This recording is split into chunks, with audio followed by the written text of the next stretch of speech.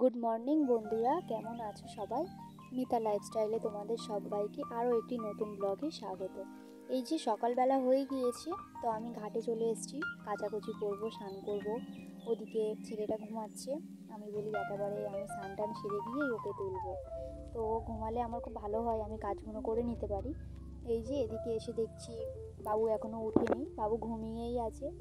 তো ও একটু দেরিতে ওঠে, 9টা 10টা এরকম সময়ে ওঠে। এইদিকে চা করে নিয়েছি, এখানে বাবা আর আমি চা খেয়ে নেবো।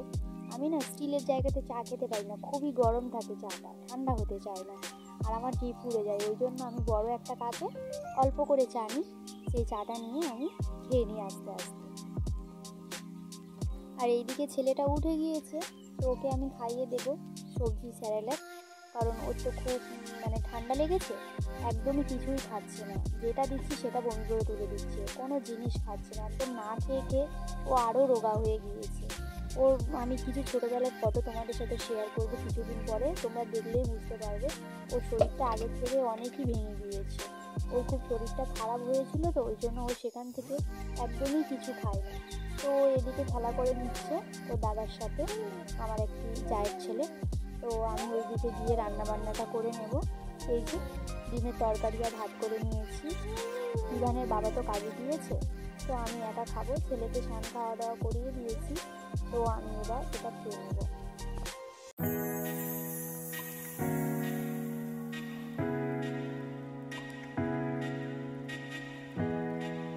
আর এই যে বিকাল হয়ে গিয়েছে, ছেলেটা ছাদের উপরে খেলা করছে, আর ওর বাবা এক জায়গায় গিয়েছে, তো আমাদেরকে বলেছে তোমরা রেডি হয়ে থাকো, আমি আসলে বেরিয়ে পড়বো। এই যে দেখতে পাচ্ছ ছাদের উপর থেকে আমাদের এখানের ভিউটা, আর আমাদের এখানে অনেক গাছপালা, গাছপালায় ভর্তি আমাদের এই জায়গাটা।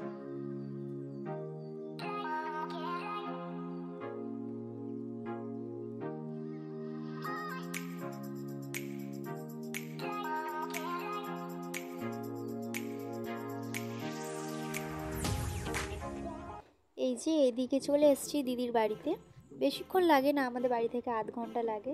তো দিদির বাড়িতেই আসার কথা ছিল আজকে। এদিকে দিদির ছেলে মেয়ে, আমার ছেলে, সবাই একসাথে খুব মজা করছে, আনন্দ করছে, একসাথে খেলা করছে।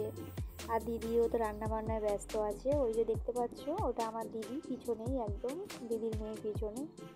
আর এইদিকে ইভানের বাবা ইভানকে নিয়ে বলছে বাড়িতে যাওয়ার ইচ্ছা আছে নাকি নেই।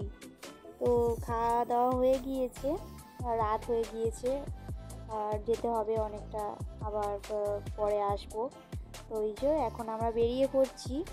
ছেলেটারও খুব আনন্দ হচ্ছে, এইখানে খেলা করছে। এদিকে দিদির মেয়েরও মন খারাপ হয়ে গিয়েছে, আর এইদিকে দাঁড়িয়ে আছে আমাদের ইভানের বাবা, দাঁড়িয়ে আছে।